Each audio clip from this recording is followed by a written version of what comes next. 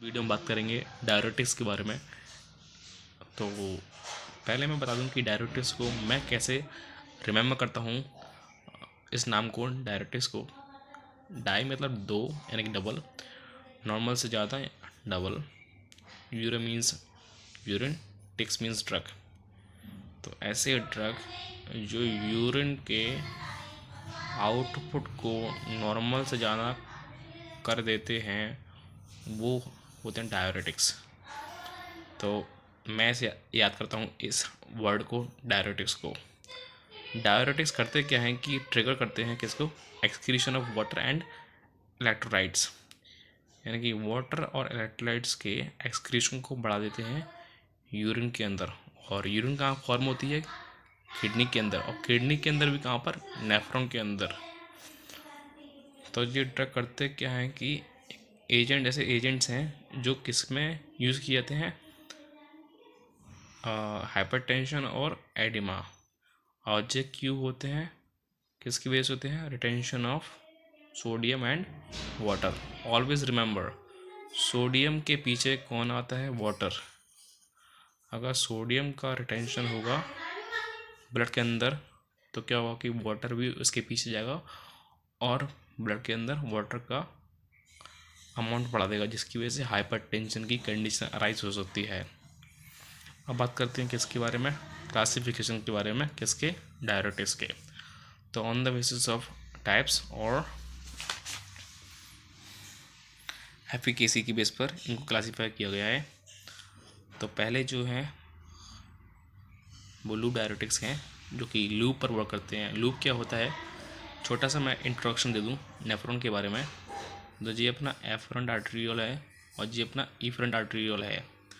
ये अपना ग्लोमेरुलस है, PCT, descending loop of Henle, ascending loop of Henle, और डीसीटी और collecting duct.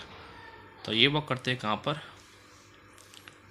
Loop of Henley, यहाँ पर particularly ascending limb of loop of Henley. करेंगे क्या वहाँ पर, ये सोडियम क्लोराइड और पोटेशियम के रीअब्जॉर्प्शन को कम कर देंगे, जिसकी वजह से क्या होगा कि इनका अमाउंट यूरिन में बढ़ जाएगा। इनके अमाउंट के बढ़ने की वजह से यहाँ पर जैसे सोडियम का एक्सक्रीशन कम हो रहा है, एक्सक्रीशन बढ़ रहा है किसमें, यूरिन के अंदर। तो क्या होगा कि वाटर भी इसके पीछे आएगा, तो अमाउंट बढ़ जाएगा किसका, यूरिन का। और हाइपरटेंशन की कंडीशन भी कम हो जाएगी, क्योंकि अगर ब्लड के अंदर सोडियम का लेवल बढ़ा हुआ है तो जैसा कि मैंने कहा सोडियम के पीछे कौन आता है, वाटर। जब सोडियम और वाटर दोनों ब्लड के अंदर ज़्यादा रहेंगे तो क्या होगा कि हाइपरटेंशन की कंडीशन अराइज होती है। तो हम हाइपरटेंशन के ट्रीटमेंट में हम इन दवाइयों को यूज़ करते हैं, जैसे कि फ्लूसमाइड, टॉर्समाइड।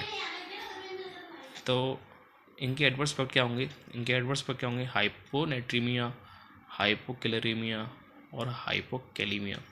क्योंकि ब्लड के अंदर इनका अमाउंट कम हो रहा है तो इनकी वजह से तो सोडियम का जब लेवल कम होगा ब्लड के अंदर क्या हुआ, हाइपोनेट्रीमिया होगा। जब क्लोराइड का आयन का क्लोराइड का लेवल कम हुआ ब्लड के अंदर तो क्या होगा, हाइपोक्लोरीमिया। और पोटेशियम का लेवल कम हुआ ब्लड के अंदर तो क्या होगा, हाइपोकैलीमिया। ठीक है, बात करते हैं किसकी, थायजाइड डायरेटिक्स की। थायजाइड कहाँ पर काम करते हैं, ये वो करते हैं डीसीटी के ऊपर।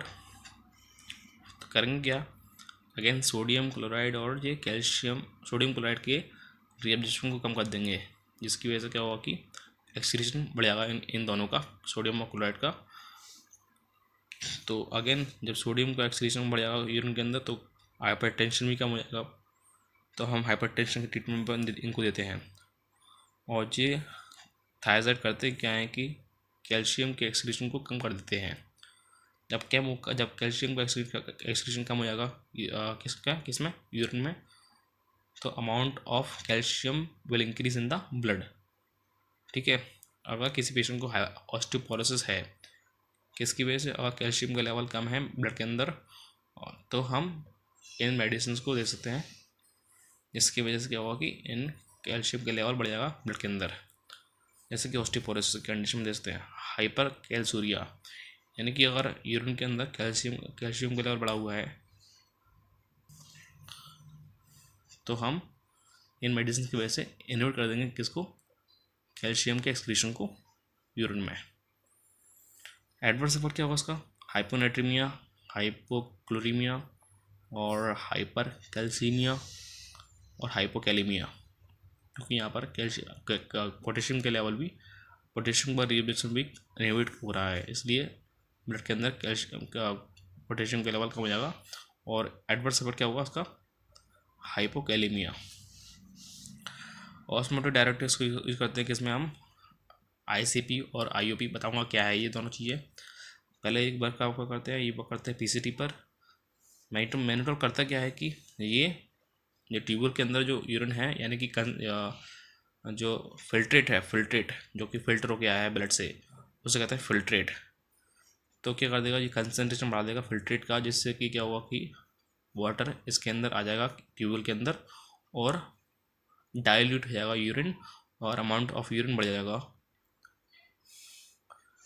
ठीक है, तो हम यूज़ करेंगे in the treatment of intracranial pressure और इंट्राओक्यूलर प्रेशर। जब बढ़ा हुआ है, दोनों चीज़ें बढ़ी हुई हैं, इंक्रीज इंट्राक्रेनियल प्रेशर और इंक्रीज इंट्राओक्यूलर प्रेशर, जब इन दो कंडीशन है, जब इन दो कंडीशन में हम इन मेडिसिन का यूज़ कर सकते हैं मेंडल को, इन दोनों कंडीशन को ट्रीटमेंट में।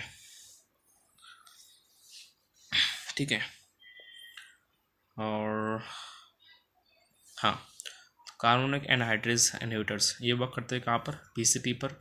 ब्लॉक करते हैं किसको, कार्बोनिक एनहाइड्रेज को। कार्बोनिक एनहाइड्रेज एंजाइम है जो कि क्या करता है कि वाटर और CO2 कंबाइन करके क्या बनाता है, कार्बोनिक एसिड। जब इनहिबिशन हो जाएगा इन मेडिसिन की वजह से, तो क्या होगा कि सोडियम बाइकार्बोनेट का एक्सक्रीशन बढ़ जाएगा यूरिन के अंदर। तो क्या होगा कि सोडियम का लेवल भी कम हो जाएगा किसके अंदर, ब्लड के अंदर। तो हाइपोनेट्रीमिया हो सकता है एडवर्स इफेक्ट के रूप में। तो हम इन मेडिसिन को किस में देते हैं, ग्लूकोमा के ट्रीटमेंट में और एल्कोलिसिस के ट्रीटमेंट में, क्योंकि यहाँ पर सोडियम का लेवल कम हो रहा है। ठीक है, तो क्या हुआ कि इंक्रीज हो जाएगा ब्लड के अंदर, हाइड्रोजन आयंस का लेवल बढ़ जाएगा, तो एसिडोसिस हो सकता है। यहाँ पर एसिडोसिस है लिखा हुआ है, तो एक एडवर्स इफेक्ट है एसिडोसिस इसका, एसिडोजोलामाइड का। एसिडोसिस को याद रखने का तरीका ये है, एसिडोजोलामाइड, ऐसे ना पढ़ो उसको, एसिडोजोलामाइड तो ड्रग है ही है, लेकिन उसको ऐसे पढ़ो एसिडोजोलामाइड, तो तुमको एसिड से याद रहेगा एसिडोसिस। पोटेशियम स्पेरिंग डायरेटिक्स करते क्या है कि ये DCT पे काम करते हैं, जिससे क्या होता है कि पोटेशियम का रिटेंशन होता जाएगा। पोटेशियम का रिटेंशन होने से क्या होगा कि ब्लड के अंदर पोटेशियम का लेवल बढ़ जाएगा, तो और सोडियम का एक्सक्रीशन बढ़ जाएगा यूरिन में। तो हम इसको देते हैं किसके ट्रीटमेंट में, हाइपरटेंशन का ट्रीटमेंट में दे सकते हैं इसको। और अगर पोटेशियम के लेवल कम है, यानी कि हाइपोकैलेमिया है, तो उसके ट्रीटमेंट में भी हम इन दवाइयों को दे सकते हैं, जिससे कि हम हाइपोकैलेमिया में कैल्शियम पोटेशियम के कंसनट्रेशन को बढ़ा सके ब्लड के अंदर। इसका एडवर्स इफेक्ट क्या होगा, हाइपरकैलेमिया।